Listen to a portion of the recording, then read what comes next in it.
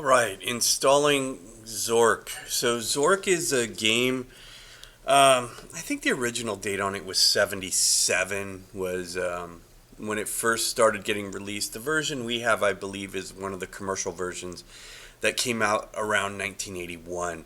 But it's the same game. There wasn't any like major updates or graphical changes because there are no graphics. Back in the 70s and 80s, these games were played on terminals and computers that were monochromatic, green and black screens or white and black. There was no colors, text only. And the games were based on, or Zork anyway, was a bunch of guys who liked playing Dungeons and Dragons, and they wanted to bring that experience onto the computer. And so Zork historically is a very significant game because it is the commercial success and precursor to the games we play now. Your Skyrims and World of Warcraft and all those games owe their existence to this game Zork being created. Now Zork is in three parts, and that's because the technology of the day didn't allow them to have a big enough media to install the game on from a single disc, and so they had to break the game into three pieces.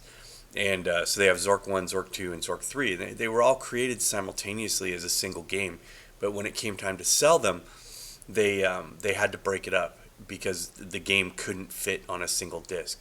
Now, most games, you buy them through a digital delivery, but back then we didn't have that, and so the games came on a floppy disk back in 1981 or whatever. So what you're going to do is when you download the file from the lesson today, you're going to have this little zip file right here. You're going to right click on it, and you're going to go ahead and click extract all. Right onto your desktop is fine. You're going to get this window, click extract, and you should get something that looks like this. Okay. What this is a DOS emulator. So this is the operating system of the day. Disk operating system is what DOS stands for. And then these three folders here are the three Zork games. So the way you run this is you're going to open up DOSBox, the folder, and just kind of slide it over to the side. And then let me grab the folder again. Okay, so here's the folder that it created, the extracted folder. So I'm going to open that back up again, and I'm going to open up Zork 1. So what we want to have is we want DOSBox open on one folder, and we want Zork 1 open on another folder, so next to each other. All right, so I'm going to do that again, just in case you missed it.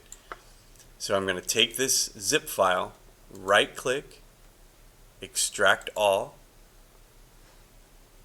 You're going to get a thing like this. Click extract.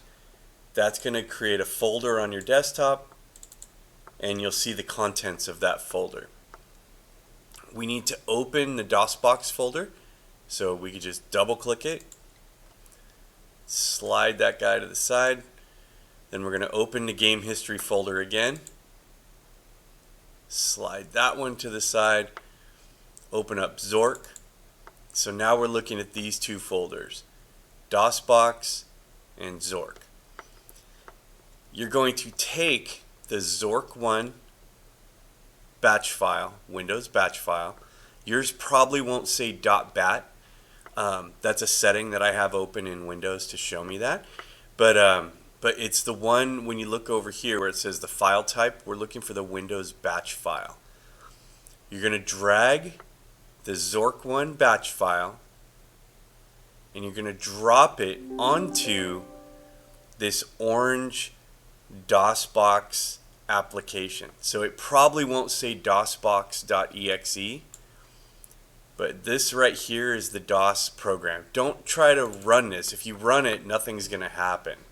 You're going to get a little box that's going to open, and you're not going to be able to use it.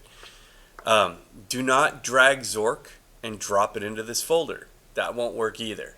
Okay. So what we're going to do is we're going to drag this Zork batch file, we're going to drag it, and we're going to drop it on top of this DOSBox icon. And see, it says open with DOSBox DOS emulator. So I drop it on it. It's going to run. And so now what it's doing is it is emulating a DOS computer from 1981, 82, something like that. If you press Alt Enter, it'll go full screen, and it went full screen on my other screen, so you guys can't see it. So I'm gonna put it back. Okay, I've got two screens, so it went full screen on my other screen. But anyway, if you hold down Alt and tap Enter, this box right here will go full screen. This is Zork. Zork is a text-based RPG.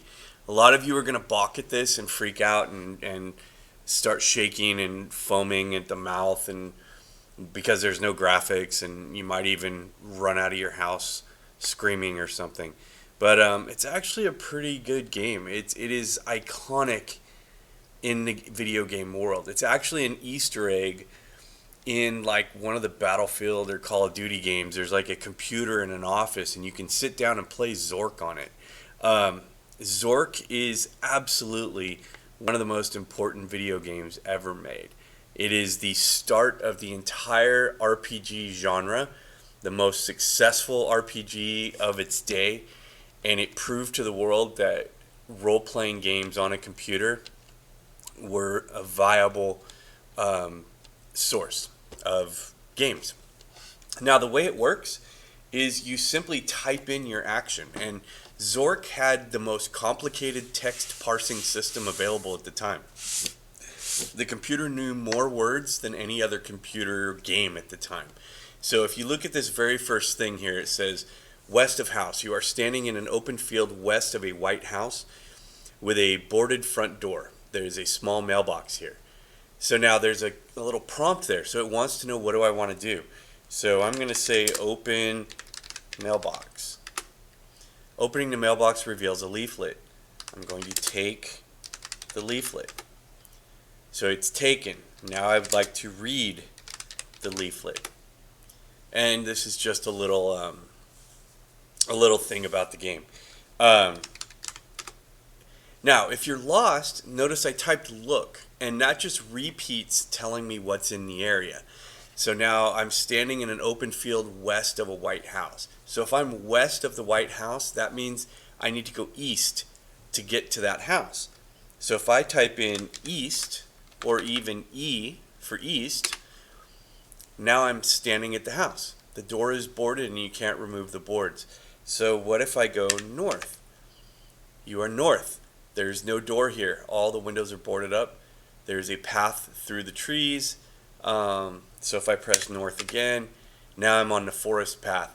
And you guys kind of see how this works. You type in things like take the sword, kill the troll, attack the troll, drink the potion. Because of our limited time, you are welcome to use some of the walkthroughs on the internet. But I'd like you to play Zork for a little bit today. And if you want to play it for the whole period, by all means, that's fine. Send me a screenshot at the end of your gameplay, and that'll count for your work today. If you play it, give it at least 15 or 20 minutes. And if you just cannot get into the game, work on your map. Send me a screenshot of your progress on your map today. Either one of those are acceptable. But normally every Friday I try to do a historical game. And so I'm going to try to do that this year as best I can, given our distance resources. And this is always the game I start with, because this is one of the earliest PC games. Excuse me. And a lot of what we're doing in this class owes its existence to Zork being created by some students, if I remember correctly, at MIT. All right. So play it, enjoy it, send me a screenshot, and that is it.